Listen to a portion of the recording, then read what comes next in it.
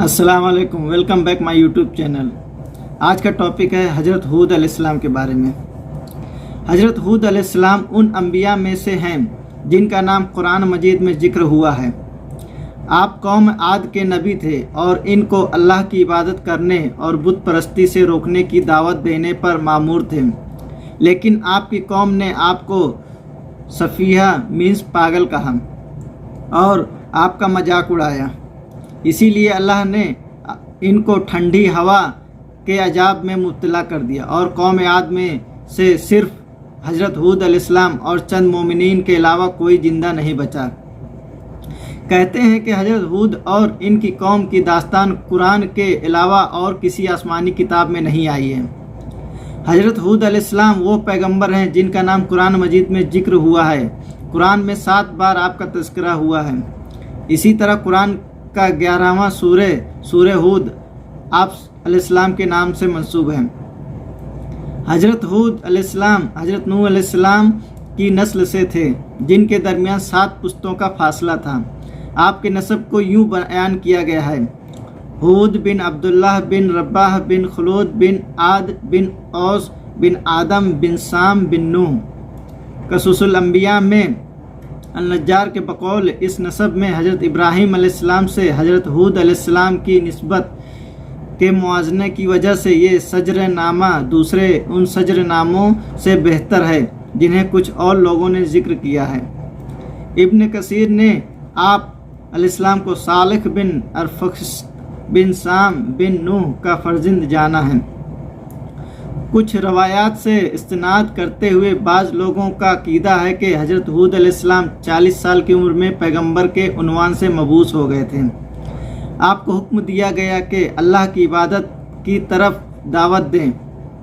जनाब हूद अलैहिस्सलाम दूसरे नबी थे जिन्हें अपनी कौम को सुन्नियत और शिर्क से मुकाबले के लिए भेजा गया। आपकी कौम तूफ़ान नूह के बाद बुत परस्ती करने वाली पहली कौम थी। वो लोग कौम नूह के बुतों के हमनाम बुतों को पूजते थे। कौम आद हज़रत हूद को अमीन और सच्चा समझती थी, लेकिन जब आप अलैहिस्सलाम ने अल्लाह की इबादत करने और बुतों की परस्तिश न करने की बात की तो कौम ने आपका मजाक उड़ाया और आपको सफ़िया कहा। आयात कुरान की बुनियाद पर बावजूद इसके कि हज़रत हूद अलैहिस्सलाम ने अपनी नबूवत की तस्दीक में मोजज़ा पेश किया, लेकिन आपकी कौम ने कबूल नहीं किया और आप अलैहिस्सलाम से नबूवत की तस्दीक के लिए दूसरे मोजज़ों का मुतालबा किया। कुरान के मुताबिक जब आप अलैहिस्सलाम की कौम ने कहा कि आप अलैहिस्सलाम के पास कोई मोजज़ा नहीं है, तो आप अलैहिस्सलाम ने अपने मोजज़े को इस तरह पेश किया कि अल्लाह के हुक्म से तुम लोग और तुम्हारे सारे खुदा मेरा कुछ नहीं बिगाड़ सकते हो। कुछ लोगों ने रवायात की बुनियाद पर यह नकल किया है कि हज़रत हूद अलैहिस्सलाम ने अपनी कौम को समझाया और डराया कि कौम नूह की तरह अपने कुफ्र पर इसरार ना करो, वरना जिस तरह हज़रत नूह अलैहिस्सलाम ने अल्लाह से अजाब की दरख्वास्त की थी, मैं भी अल्लाह से तुम्हारे ऊपर अजाब का तकाजा करूँगा।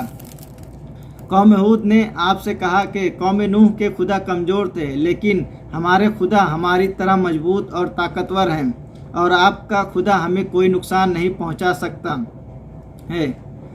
हज़रत नूह अलैहिस्सलाम कौम आद के नबी थे। कौम आद दर हकीकत आद बिन औस की औलादें थी और इनको अरब की पहली नस्ल शुमार किया जाता है। कहा गया है कि हज़रत हूद और कौम आद का किस्सा किसी और आसमानी किताब में नहीं आया है और सिर्फ कुरान करीम ने इसका तज़किरा किया है। कुरान करीम की आयत की बुनियाद पर कौम आद लंबे, तगड़े, मोटे, ताज़ा, ताकतवर और चौड़े चकले थे। रवायत के हिसाब से इनमें सबसे लंबे शख्स का कद 100 फीट और सबसे छोटे का कद 70 फीट था। हज़रत हूद अलैहिस्सलाम और इनकी कौम अहकाफ के सरजमीन पर रहते थे। अहकाफ के इलाके का सही तौर से तयन करने में ज़रा इख्तिलाफ है। कुछ लोगों ने इसे शोबे जज़ीरा अरबिस्तान और यमन और ओमान के दरमियान का इलाका माना है। बाज़ मुफस्सरीन का कहना है कि قوم عاد کی زندگی اور تمدن کے بارے میں قرآنی آیت سے پتہ چلتا ہے کہ ان کا تمدن بڑا ترقی یافتہ اور ان کے شہر آباد تھے۔ کہتے ہیں کہ حضرت ہود علیہ السلام نے 760 سال تک اپنی قوم کی ہدایت کی، لیکن انہوں نے مسلسل آپ کو جھٹلایا اور آپ کا مذاق اڑایا۔ قوم عاد کی نافرمانی اور عذاب الہی کے تقاضے کے بعد حضرت ہود علیہ السلام نے عذاب الہی کی خبر دی۔ اللہ کے حکم سے سرزمین احقاف پر، جو کہ ایک سرسبز و شاداب سرزمین تھی، 7 سال تک پانی نہیں برسا اور وہ لوگ قحط میں مبتلا ہو گئے۔ اس کے بعد اللہ نے قوم عاد کے عذاب کے لیے ایک سیاہ بادل بھیجا۔ انہوں نے سمجھا کہ یہ بادل بارش لے کر آیا ہے اور ان کے خداؤں نے اسے بھیجا ہے، لیکن حضرت ہود علیہ السلام نے کہا کہ یہ وہ عذاب ہیں جسے خداوند عالم نے تمہارے لیے مقرر فرمایا ہے۔ اس کے بعد ایک بہت تیز ٹھنڈی آندھی چلی۔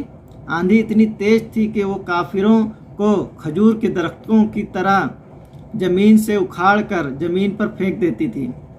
قرآن کریم کی آیت کے لحاظ سے یہ آندھی 7 دن اور 7 رات تک چلتی رہی۔ اس آندھی نے قوم عاد کو نیست و نابود کر دیا۔